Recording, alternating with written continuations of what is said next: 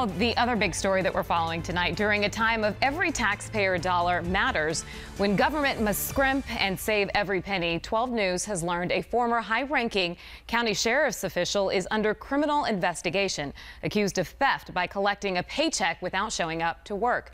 Team 12's Joe Dana has the exclusive details you'll only see on one station.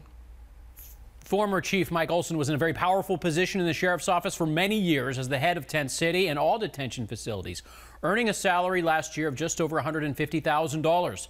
Olsen says there's a good reason he would go long periods without physically showing up to work, and that he had the blessing of the former sheriff.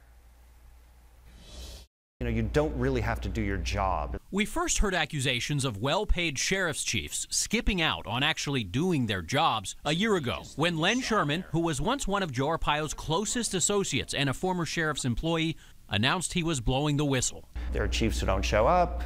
They'll sign in as though they do, so they collect their paycheck, but they won't be there for days on end. This is not a secret. Arpaio's office said at the time the claim was not an accurate assessment of the situation. But by August, Detention Chief Mike Olsen was placed under administrative leave after an employee filed an official complaint involving payroll fraud. 12 News has now learned the seriousness of the case has been elevated. Olsen faces potential criminal charges after a review by MCSO's Professional Standards Bureau. The case in the hands of State Attorney General Mark Brnovich, who declined to comment today. Mike, how are you? Olsen told 12 News by phone today since 2012 he has taken time off to tend to his wife who was injured on the job as a sheriff's employee. Olsen saying, "At times I missed 3 or 4 months straight, and I would bring work home with me all the time." He added, "I didn't do anything wrong. I was taking care of my spouse with the permission of the sheriff and chief deputy."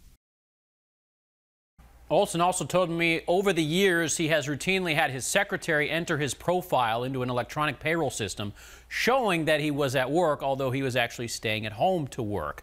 A practice he says he did not believe was wrong. Arpaio told me today he's declining to comment until the Attorney General makes a final charging decision. Joe Dana, 12 News.